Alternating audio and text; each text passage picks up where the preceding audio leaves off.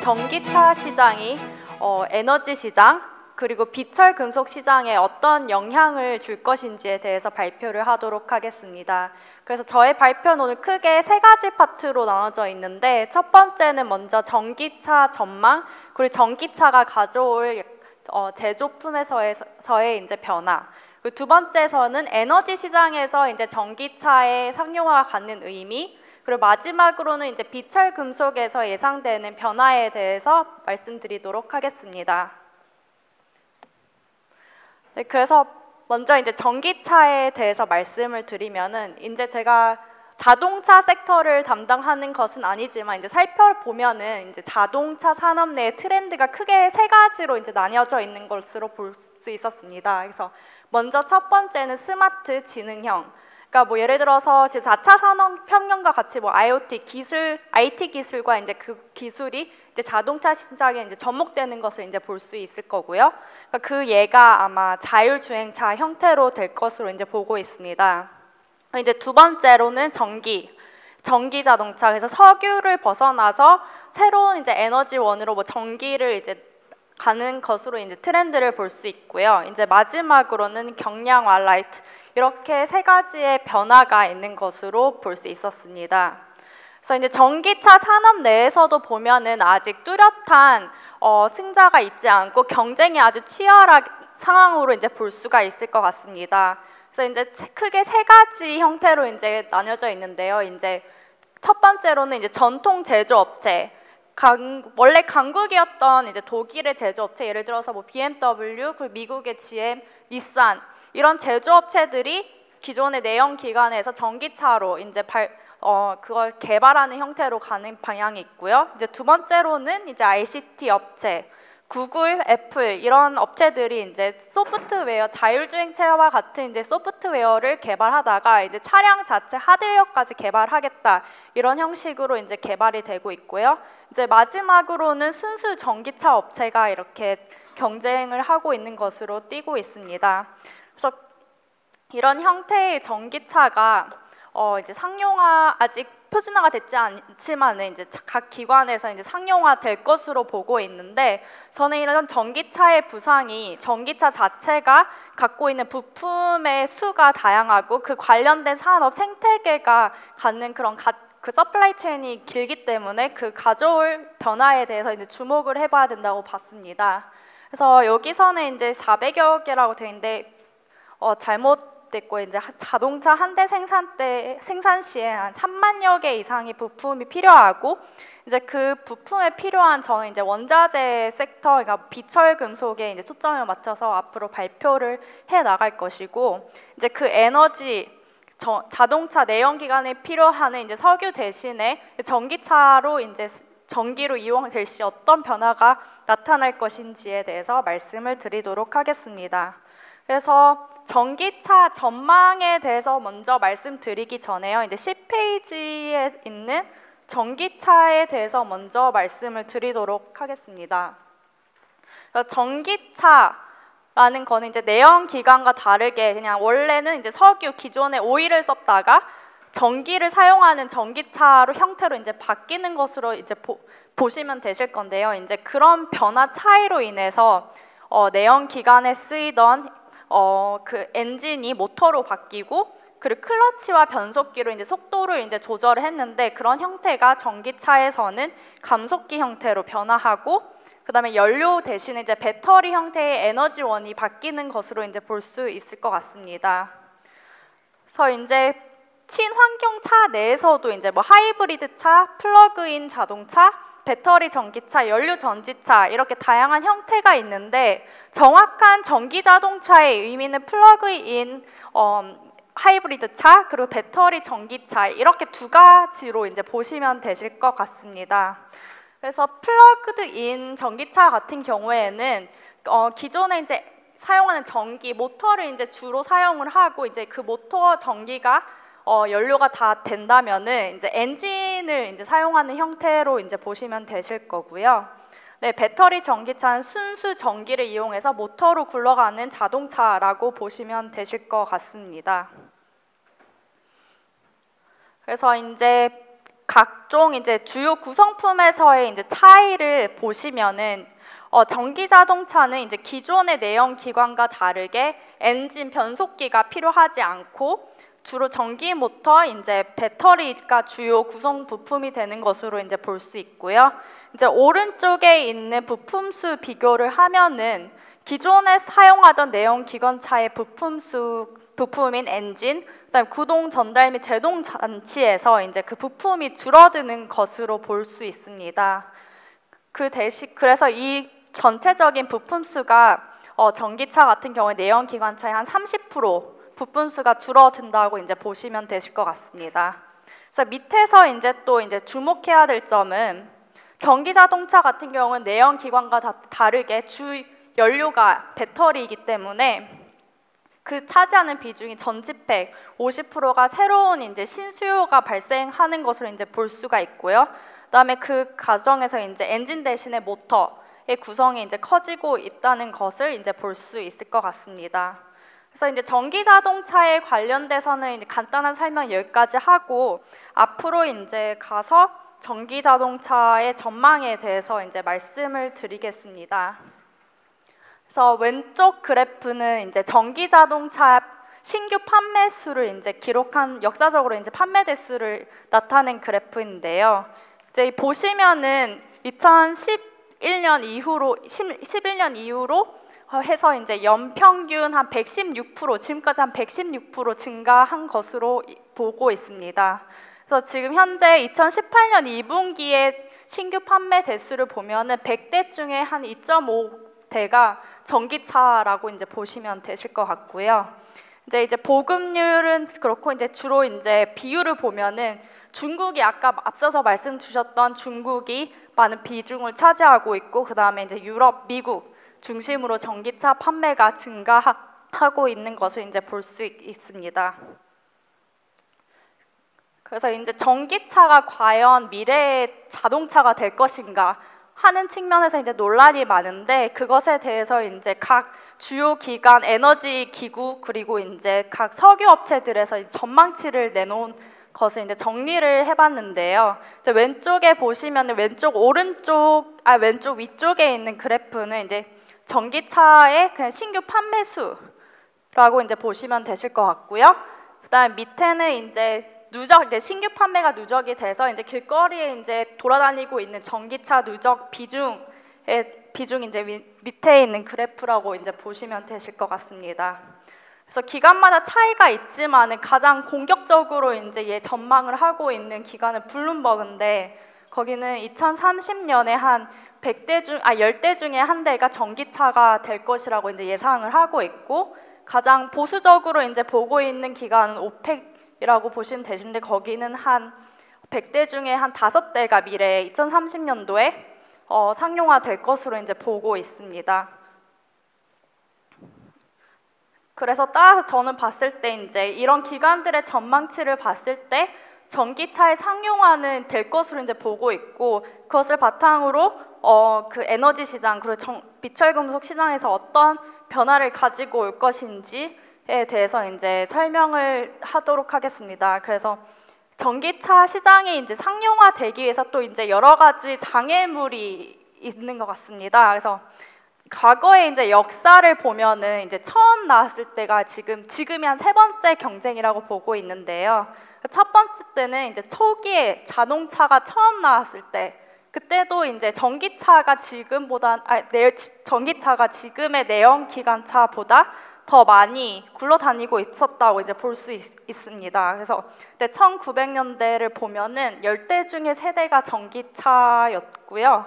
그때는 이제 뭐 대량 생산 그리고 미국에서의 석유 생산으로 인해서 내연 기관과의 싸움에서 한번 졌고 두 번째로는 이제 70년대에서 2000년대 이 사이에서도 이제 전기차 붐이 일어났는데 이때는 미국 캘리포니아 중심으로 이제 전기차가 개발이 되었다고 볼 수 있었습니다. 그래서 그때는 이제 캘리포니아 위주의 대기오염, 그 다음에 유가도 급등을 해서 GM에서 EV1이라는 자동차를 개발을 했는데 이제 유가도 떨어지고 그 다음에 석유업체에서 이제 그런 로비도 있어서 이제 규제도 완화되고 하는 형식으로 이때도 좀 약간 EB1이 이제 좀 들어가는 형식으로 이제 됐었고, 근데 지금 현재 또 2010년 이후에 다시 이제 전기차 붐이 일어나고 있다고 이제 볼 수가 있겠습니다. 그래서 이제 필요한 조건들이 전 크게 두 가지로 봤는데요. 그 첫 번째가 정부 지원. 아까 앞서서 발표했던 분께서 말씀하셨던 것처럼 중국의 지원처럼 각 정부의 지원이 필요하고, 두 번째로는 이제 기술의 발전이 되어야지 전기차가 상용화될 수 있다고 보고 있는데, 지금 현재 상황으로 봤을 때는 이러한 요건들이 다 충족이 어느 정도 되고 있다고 볼 수 있습니다. 그래서 먼저 첫 번째의 정부의 지원에 대해서 말씀을 드리면, 정부의 지원은 여러 가지 형태로 있습니다. 그러니까 먼저 앞서서 중국 같은 경우에도 소비자, 그러니까 소비자들이 전기차를 살 때 돈을 지원한다든지, 뭐 세금을 깎아준다든지, 아니면 아까 중국에서 같은 경우에 번호판을 이제 쉽게 얻을 수 있게끔 한다든지 형식으로 소비자를 지원하는 형태가 있고, 두 번째로는 이제 공급자, 그러니까 제조업체에 이제 혜택을 주고 그런 발전을 할 수 있는 돈, 아니면 세금을 이제 깎아준다는 식으로 이제 지원을 하는 방향이 있고, 세 번째로는 인프라 구축. 뭐 예를 들어서 전기차 같은 경우 충전이 필요한 자동차이기에 뭐 도시별로 이제 필요한 전기 인프라, 충전 인프라를 설치하는 형식으로의 그런 발전. 마지막으로는 이제 의무제 실시. 꼭 전기차 비중 이만큼은 새로 판매하는 전기차 비중 이렇게 돼야 된다, 아니면 내연기관의 판매를 금지해야 한다 같은 형식의 지원이 있는 것으로 이제 볼 수 있습니다. 그래서 이제 왼쪽에 있는 표를 보시면은 이제 유럽 중심의 국가로 이제 나와 있는데, 이 국가들은 공식적으로 내연기관 판매를 어느 시점 이후로 금지하겠다라고 발표한 정부라고 이제 보면 되실 것 같습니다. 그래서 노르웨이 같은 경우에는 25년 기준으로 이제 내연기관을 판매를 금지할 것이라고 보고 있고, 그다음 영국 같은 경우에도 한 2040년 이후에는 내연기관을 판매하지 말라, 이렇게 표명한 국가로 이제 보시면 되실 것 같습니다. 그래서 이러한 정부의 그런 지원, 정부의 그런 제도 때문에 사기업, 그러니까 자동차 업체들도 그에 맞춰서 전기 자동차 판매 출시를 목표를 하고 있습니다. 그래서 오른쪽 같은 경우에는 이제 각 업체들의 전기차 판매 목표 시기, 그리고 그에 맞춰서 이제 그런 모델들을 이제 출시를 할 계획이라는 것을 이제 나타낸 것이고요.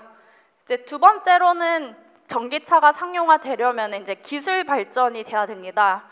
궁극적으로는 이제 소비자 입장에서도 전기차를 살 요인이, 그에는 내연기관 차보다 싸거나 비슷하면 이제 살 요인이 생기는 건데, 그래서 이제 기술 발전을 통해서 가격이 어느 정도 경쟁력이 있어야 된다고 이제 보는 것이죠.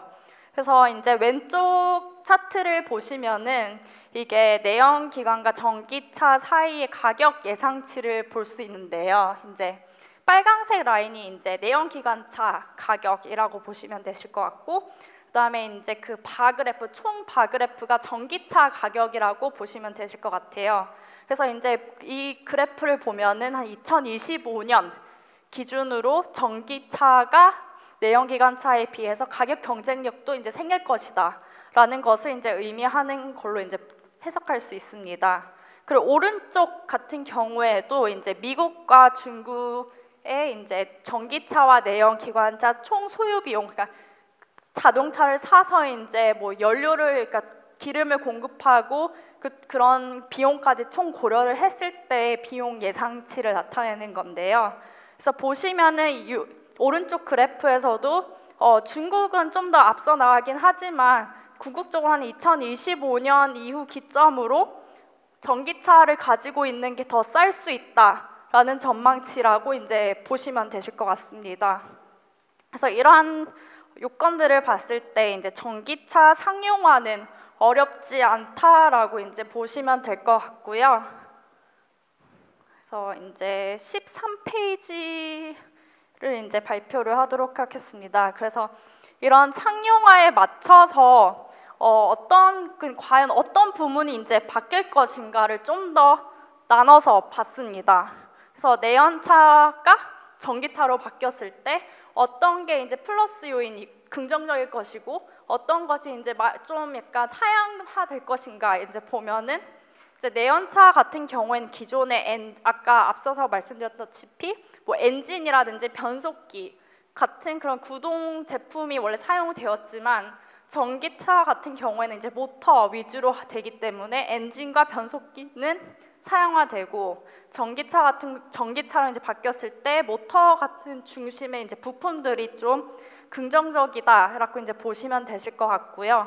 그리고 이제 차량 앞부분, 뭐 엔진 옆부분, 그리고 연료 부분을 이제 보시면은 기존에 있는 오일 부분이 이제 별로 사용이 되지 않기 때문에 그쪽은 이제 부정적인 영향이 되지 않을까 이제 보시면 되실 것 같고, 차체 같은 경우에도 앞서서 경량화 얘기를 하셨는데 경량화 같은 경우에도 이제 아무래도 배터리 자체가 더 무게가 나가기 때문에 좀 비철금속에 대한 신소재에 대한 연구를 통해서 그쪽의 부문에 이제 좀 더 초점이 가지 않을까 이제 보고 있습니다. 그래서 전기차가 상용화될 때 이제 긍정적인 요인으로 될 것이 이제 배터리 모터, 그리고 뭐 자율주행 관련된 부품, 경량화 소재 이쪽이라고 보시면 되실 것 같고, 부정적인 영향은 이제 엔진, 변속기, 그 다음에 오일 부분 그쪽에 이제 좀 부정적인 영향이 갈 것이다라고 이제 보시면 되실 것 같습니다.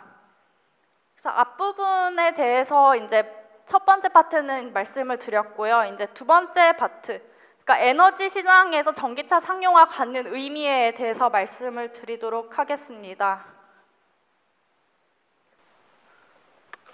에너지 시장에서 봤을 때도 전기차 상용화는 에너지 시장의 변화를 반영하고 있는 하나의 그냥 부산물이라고 볼 수 있을 것 같습니다. 여기 그래프를 보면은 1차 산업혁명, 2차 산업혁명 이제 부문이 있는데 1차 산업혁명 때는 뭐 석탄, 2차 산업혁명 때 이제 나온 것이 전기, 석유. 그다음에 이제 전기가 2차 산업혁명 때 이제 발명이 됐긴 했지만 3차 산업혁명, 지금 현재 4차 산업혁명까지 갔을 때 전기의 중요성이 더 커진다는 것을 이제 볼 수 있을 것 같습니다. 그래서 그 위에 그래프는 이제 전 세계 1인당 전기 사용량을 표시한 건데요. 70년대부터 보면은 이제 1.2메가와트에서 지금 2014년까지 한 2.5배 증가할 것이고 그 이후에도 더 증가할 것으로 이제 예상이 되고 있습니다.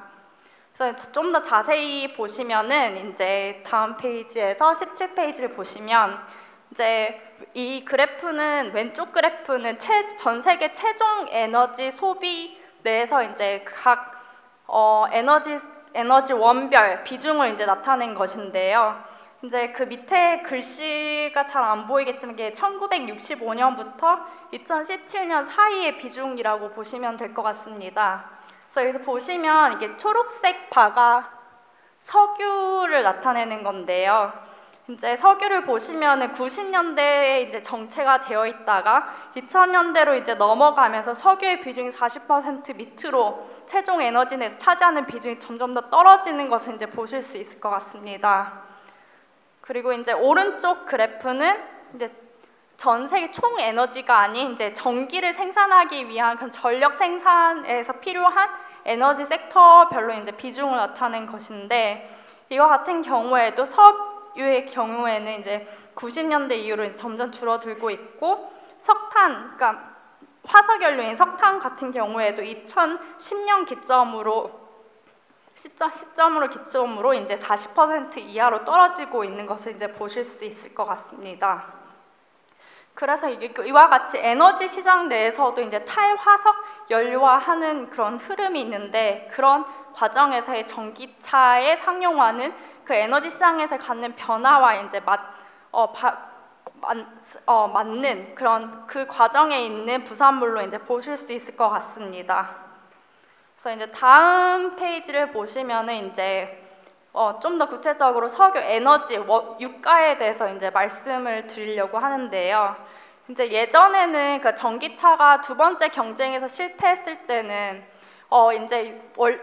이제 그때는 원유가 부족하다. 그래서 약간 원유 공급 부족설 이런 게 대두가 됐었지만 최근 들어서는 전기차 상용화에 발맞춰서 원유가 수요가 피크가 도달할 것이다 라는 이런 설이 돌고 있는데 에너지 시장의 관점에서 봤을 때는 원유 수요 피크는 2040년까지 달성하기는 어려울 것으로 보고 있습니다. 그래서 그것에 대해서 이제 좀 더 자세하게 설명을 드리도록 하겠습니다. 그래서 이 그래프를 보시면은 이제 2000년대부터 2016년대까지의 이제 원유 수요 평균 성장률을 나타낸 것인데요. 이제 평균적으로 보면은 한 1.4% 성장을 했다고 이제 볼 수 있습니다. 그리고 이제 오른쪽에는 이제 2018년부터 이제 쭉 2040년대까지의 원유 수요 증가율을 각 기간마다 예측한 것인데요. 다 보시면은 마이너스라고 된 것보다는 그래도 1% 내외에서 이제 증가할 것이다라고 이제 각 기관들은 다 예측을 하고 있다는 것을 이제 볼 수가 있을 것 같습니다. 그래서 이제 왼쪽 그래프가 이제 그 총량으로 이제 표현을 이제 한 건데요. 그래서 과연 이게 왜 그런가 이제 살펴봤는데 이제 오른쪽 그래프가 이제 좀 더 섹터별, 그러니까 최종 소비자의 별로 이제 뜯어본 것으로 이제 볼 수가 있을 것 같습니다. 지금 현재 2016년 기준에서 이제 2040년, 그러니까 전기차 상용화가 된다면은 각 섹터별로 어떤 영향이 갈 것인가를 이제 살펴본 걸로 이제 볼 수가 있는데, 승용차, 자동차 부분을 보면은, 그러니까 그래도 조금 이렇게 다른 섹터에 비해서 마이너스권까지 이제 예측하고 있는 기간이 있기 때문에 전기차 상용화 자체가 그 승용차발 원유 수요를 감소를 가지고 오는 건 맞지만 석유화학, 뭐 트럭, 항공과 같은 다른 섹터에 생기는 이제 수요가 더 증가할 것으로 예상하기 때문에 원유 수요가 줄어들 것으로 보긴 힘들 것이다라고 이제 분석할 수 있을 것 같습니다. 그래서 왼쪽 차트를 보시면 이제 왼쪽 차트에서 오른쪽에 있는 게 2016년에 이제 각 원유 수요 비중을 이제 나타낸 것인데, 이제 여기서 26% 자동차가 차지하는 비중이 이제 6% 정도 차지를 하고 있고, 이제 2040년대에는 이제 3%로 점점 더 비중이 줄어들고 있긴 하지만 이제 원유 수요 자체가 더 증가할 것으로, 다른 섹터에서 증가할 것으로 이제 보기 때문에 그 원유 수요 피크설은 달성하기 어렵다 이제 이렇게 볼 수 있을 것 같습니다. 그래서 단기간 내에는 이제 석유, 화학 그리고 항공발 이제 원유 수요가 증가가 더 크게 예상할 것으로 보기 때문에 국제 유가는 하락하기보다는 이제 그냥 지금 수준에서 좀 더 제한적인 상승이 될 것으로 이제 전망을 하고 있습니다. 그래서 지금까지는 전기차가 에너지 시장에 미치는 영향에 대해서 이제 설명을 드렸고, 이제 마지막 파트는 이제 비철 금속에서 갖는 의미에 대해서 말씀을 드리도록 하겠습니다.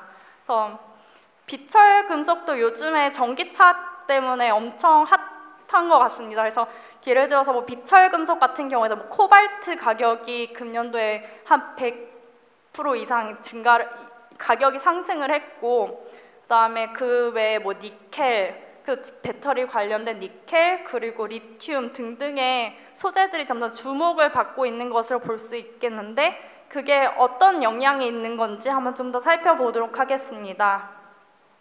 이렇게 가격이 상승한 요인을 보면은 주 에너지원인 배터리 발 수요 때문에라고 이제 볼 수 있을 것 같습니다. 이제 이거는 좀 더 자세하게 설명이 된 건데, 전기차 같은 경우에는 리튬이온 전지를 이제 주로 사용하고 있다는 것을 볼 수 있습니다. 그래서 다음 페이지에서 보시면은 이제 왼쪽 위에 이제 리튬이온 배터리 구조라고 보시면 되실 것 같은데, 이제 리튬이온 배터리라는 게 리튬이온이 충전할 때는 이제 양극에서 음극으로 갔다가 그다음에 이제 방전이 되면 음극에서 양극으로 가는 방식으로 이제 그런 리튬 이온이 왔다 갔다 하는 형식으로 작동을 하기 때문에 리튬 이온이라고 이제 불리는데요. 그래서 각 파트를 이제 뜯어보면은 소재별로 뭐 양극재, 음극재, 전해액, 분리막 이렇게 크게 4가지 부문이 있다고 보실 수 있을 것 같습니다. 그런데 이제 여기서 이제 한 가지 더 나아가서 비철금속 부문까지 이제 살펴보시면은 이제 먼저 25페이지를 먼저 볼게요. 그래서 전기차 배터리 같은 경우에도 아직 전기차 제조업체의 승자가 정해지지 않았기 때문에 아직 표준화가 이루어지지 않은 상태입니다. 그래서 리튬이온 배터리 같은 경우에도 이제 이렇게 LCO, LMO, NCA, LFP, NMC 이런 형식으로 이렇게 다양한 형태가 이제 있는 것으로 볼 수가 있는데 이제 테슬라가 쓰는 형태가 NCA라고 보시면 되실 것 같습니다. 그래서 이제 밑에 쪽을 보시면은 NCA의 대부분의 70% 이상의 니켈이 주 요인이라고 보시면 되실 것 같고, 그 다음에 이제 코발트, 리튬 순의 비중으로 이제 사용이 되고요. 그다음에 이제 중국 업체 같은 경우에는 LFP라는 배터리를 사용하고 있습니다. 그러니까 LFP 같은 경우에는 인과 철이 사용돼서 가격이 상대적으로 이게 저렴하기는 한데 뭐 에너지 출력, 그리고 에너지가 에너지 출력 부분에서도 그렇고, 그다음에 그 배터리를 교체하는 그 주기 때문에 중국 업체에서도 LFP보다는 NMC 형태로 이제 정부 지원 쪽으로 NMC로 이제 가게끔 유도하고 있는 것으로 그렇게 가는 형식이고, 그다음에 그 외 업체들은 NMC 배터리를 사용하고 있습니다. 그러니까 이게 그냥 테슬라랑 그래서 중국 업체를 제외하고는 이제 NMC를 사용하고 있고 이제 보시면 되실 것 같아요. 그래서 이제 오른쪽 그래프를 보시면은 2016년에 배터리 비중을 밑에 왼쪽 그래프 왼쪽 밑에를 이제 보시면 되실 것 같은데 40%가 이제 NMC 111이라고 이제 보시면 되실 것 같습니다. 그래서 NMC 111 같은 경우는 이게 니켈, 마그네슘, 코발트를 이제 나타내는 건데 니켈 비중이 1, 마그네슘 비중이 1, 코발트 1 이런 형식이라고 이제 보시면 되실 것 같아요. 근데 이제 2030년을 보시면은 NMC 111에서 점차 이제 812 형식이 더 늘어나고 있는 것으로 보고 있는데 그게 이제 NMC 111, 433, 532, 622, 811 이렇게 가는 비중이 니켈의 비중이 더 늘어나고 코발트 비중이 줄어드는 형식이라고 이제 보시면 되실 것 같아요. 이제 최근 들어서 코발트 가격이 상승하면서 리튬이온 배터리 제조업체들이 이제 코발트 비중을 줄이고 또 성능을 어떻게 늘리지 하는 방향으로 이제 개발을 하다 보니 NMC 811 형태가 나왔고 그게 이제 가격 측면 그리고 기술 측면에서도 2030년에는 NMC 811 형태로 이제 상용화되지 않을까 이렇게 전망을 그 자동차 배터리 업체에서 이제 하고 있습니다. 그래서 앞에서 이제 다시 앞쪽으로 넘어가서 보시면은 이제 NMC 같은 경우에 이제 더 비중이 있는 다른 배터리에 비해서 이제 비중이 더 많다고 볼 수 있으신 게 니켈 쪽이 이제 니켈 쪽 그리고 이제 코발트 그다음에 리튬 그리고 이제 흑연 쪽이 더 있으실 것 같고 그다음에 각 비철금속별로 어떻게 쓰이는지는 이제 오른쪽에서 이제 자세히 보시면 되실 것 같습니다.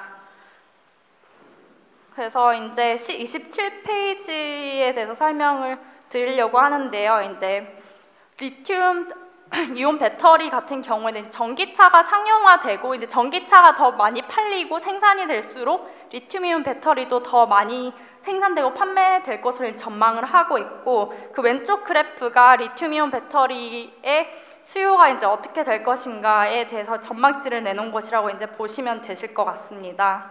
그래서 이제 왼쪽 같은 경우에 이제 수요 측면에서 이제 살펴본 거고요. 그래서 2017년에 이제 44기가와트에서 이제 2030년에는 1,500기가와트까지 이제 증가할 것으로 보고 있고요.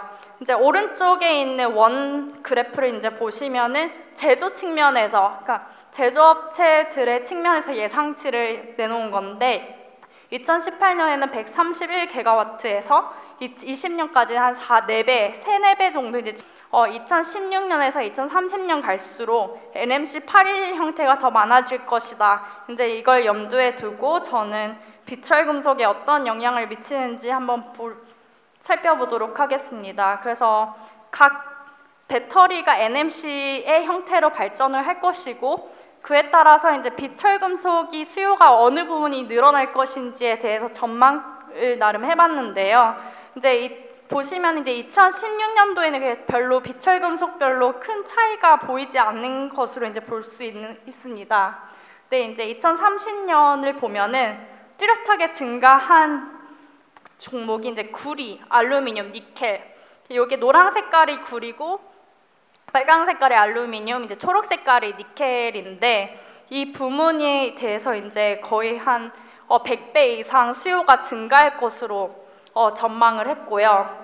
근데 이런 수요가 증가를 했다고 해서 수급적인 측면에서의 영향을 수급적으로 이제 가격에 미친 영향도를 그 다음에 이제 그 이후로 이제 체크를 해봤는데 이제 그 체크를 해본 측면이 이제 밑에 있는 표라고 보시면 되실 것 같습니다.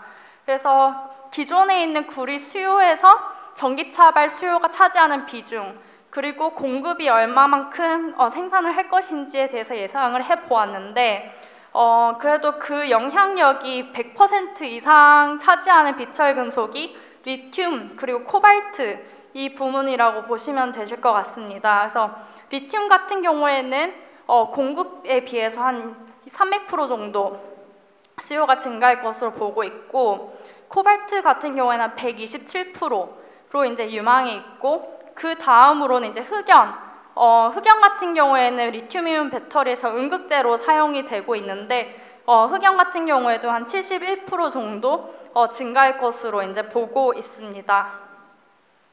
그래서 이 그래프는 역사적으로 이제 비철금속 가격 추이를 이제 나타낸 것인데요. 앞서서 이게 말씀드렸다시피 리튬과 코발트가 공급에 비해서 수요가 많다라고 이제 말씀을 드렸는데 가격 측면에서도 최근 들어서 그렇게 가격 상승 요인으로도 이제 작용을 한 것으로 이제 볼 수가 있습니다. 그래서 위에 흰 색깔로 이제 가격이 많이 뛴 게 리튬이고요. 그다음에 이제 노란 색깔로는 보이는 게 이제 마그네슘이고 그 밑에에 이제 코발트 같은 경우에는 점선 노란색 점선인데 그래도 200% 정도 2014년을 기준으로 했을 때 그렇게 증가를 100이라고 했을 때 한 2배 정도 증가했다고 이제 보시면 되실 것 같습니다. 그래서 아무래도 비철금속 같은 경우에는 이제 경제 성장이라든지 산업이랑 영향이 있기 때문에 그런 가격 상승 요인이 있을 수는 있겠지만 그다음에 리튬, 코발트, 그다음에 마그네슘 이런 부문에 있어서는 전기차 수요가 최근 들어서도 가격 상승 요인으로 작용한 것으로 이제 볼 수 있을 것 같습니다. 그래서 이 그래프는 공급 측면에서도 이제 아시아, 중국 위주로 이제 공급이 되고 있고 그 중국도 이제 그것을 전기차 상용화에 따라서 이제 공급도 계속 꾸준히 비중을 늘려나가려고 이제 노력하고 있는 것을 이제 나타내는 것이고요. 그래서 좀 더 자세히 보시면 이제 33페이지에 좀 더 비철금속별로 이제 나타낸 것인데 이제 리튬에 대해서 먼저 말씀을 드리도록 하겠습니다. 그래서 리튬을 보시면은 이게 파란 색깔 실선 모양이 과거 공급 측면이라고 이제 보시면 되실 것 같고, 네, 빨간 색깔 측면이 이제 공급 예상 공급치라고 이제 보시면 되실 것 같아요. 이제 그리고 이제 그 수요단에서도 이제 보시면은 이제 파란 색깔이 전기차 자체, 순수 전기차 자체에 대한 수요라고 이제 보시면 되실 것 같고, 이제 초록 색깔은 전기 버스, 그 다음에 노란 색깔은 이제 기존에 그 전기차 외에 사용되었던 이제 가전 부품의 수요, 네, 보라 색깔은 전기차 인프라인 그런 에너지 저장 장치에 대한 수요라고 이제 보시면 되실 것 같아요. 그래서 보시면은 지금 리튬의 가격이 오른 이유를 이제 보면은 이제 수요보다 공급이 부족한 상황이라고 이제 보시면 될 것 같고, 이제 2018년, 19년까지는 그래도 수요가 더 많다라고 이제 볼 수가 있는데, 그 이후에는 그래도 그만큼 개발을 해서 어느 정도 공급이 그만큼 갖춰질 것 같다, 이렇게 전망을 하고 있습니다. 그리고 이제 마지막으로 코발트에 대해서 말씀을 드리려고 하는데요. 이제 코발트가 최근 들어서 가격이 한 2배 이상 올랐는데, 그 이유 중에 하나가 리튬이온 배터리 제조업체들이 미리 코발트를 선구매해서 재고로 이제 비축해두고 있습니다. 그래서 보시면은 이게 파란 색깔 선이 이제 공급이 있고, 빨간 색깔이 미래 공급치 전망인데, 수요보다 공급이 훨씬 많습니다.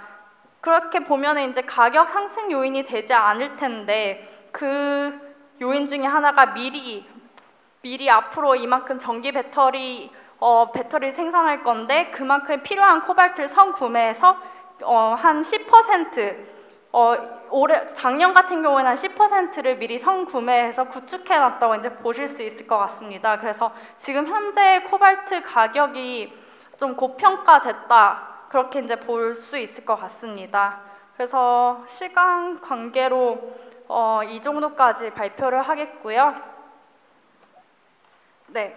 그래서 지금까지 전기차 상용화가 갖는 이제 에너지 시장, 그리고 비철 금속의 가격에 미치는 영향에 대해서 발표드렸습니다. 감사합니다.